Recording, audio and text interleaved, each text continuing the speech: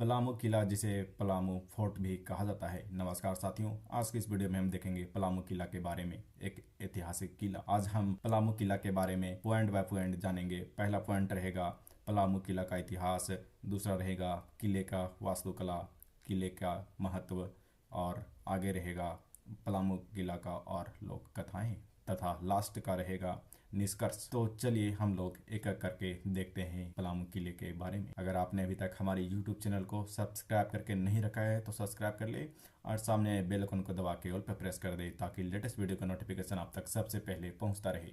तो चलिए वीडियो को स्टार्ट करते हैं। पलामू किला, जिसे पलामू फोर्ट भी कहा जाता है, झारखंड राज्य के पलामू जिले में स्थित एक ऐतिहासिक किला है। यह किला पलामू जिले के डाल्टनगंज शहर में है। उत्तर कोयल नदी के किनारे स्थित पलामू किला न केवल इस क्षेत्र के ऐतिहासिक का प्रतीक है, बल्कि यह झारखंड के सांस्कृतिक धरोहर का वास्तुकला की दृष्टि से भी महत्वपूर्ण है। यह किला इस क्षेत्र के महत्वपूर्ण ऐतिहासिक घटनाओं और संघर्षों से जुड़ा हुआ है। अब देखते हैं पलामू किला का इतिहास। पलामू किला का निर्माण 16वीं सदी में हुआ था। दोस्तों, इसे स्थानीय शासक महाराजा मेदिनी राय ने बनवाया था, जो चेरो वंश के प्रसिद्ध शासक थे। मेदिनी राय एक महान योद्धा थे और उन्होंने अपने राज्य की रक्षा के लिए इस किले का निर्माण करवाया था। यह किला मुख्य रूप से अपने राज्य की सुरक्षा और दुश्मनों से बचाव के लिए बनाया गया था। मेदिनी राय के शासनकाल के दौरान पलामू किला के क्षेत्र का एक महत्वपूर्ण सैन्य और प्रशासनिक केंद्र बन गया। यह किला उस समय के कई युद्धों और संघर्षों का गवाह रहा है और इसका महत्व हमेशा बना रहा है। 17वीं सदी में जब मुगल साम्राज्य के विस्तार हुआ, तब पलामू किला मुगल साम्राज्य के नियंत्रण में आ गया था। हालांकि मुगल शासक कभी भी इस किले पर पूर्ण रूप से नियंत्रण नहीं कर पाए। दोस्तों, यह किला कुछ हद तक स्थानीय शासकों के नियंत्रण में रहा है।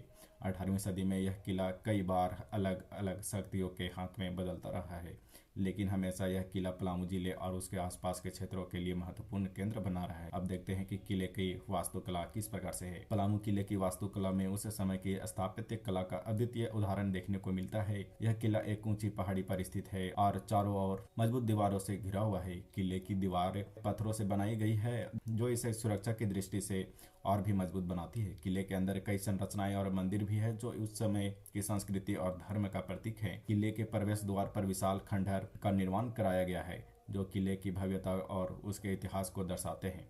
किले की दीवारों पर कुछ प्राचीन चित्रकला और शिलालेख भी पाए जाते हैं, दोस्तों, जो इसके इतिहास को और भी रोचक बनाते हैं। अब देखते हैं कि किले का महत्व किस प्रकार से है। पलामू किला न केवल एक ऐतिहासिक स्थल है, बल्कि यह झारखंड के सांस्कृतिक धरोहर का भी हिस्सा है। यह किला पलामू जिले के लिए एक पहचान बन चुका है और यहाँ हर साल पर्यटकों की भीड़ लगी रहती है। किले की भव्यता और उसकी ऐतिहासिक महत्ता इसे एक महत्वपूर्ण पर्यटन स्थल बनाती है। किले के आसपास का इलाका भी खूबसूरत है, जो प्रकृति प्रेमियों के लिए आकर्षण का केंद्र बना रहा है। यहाँ से पूरे क्षेत्र का दृश्य देखने का अनुभव अद्वितीय होता है।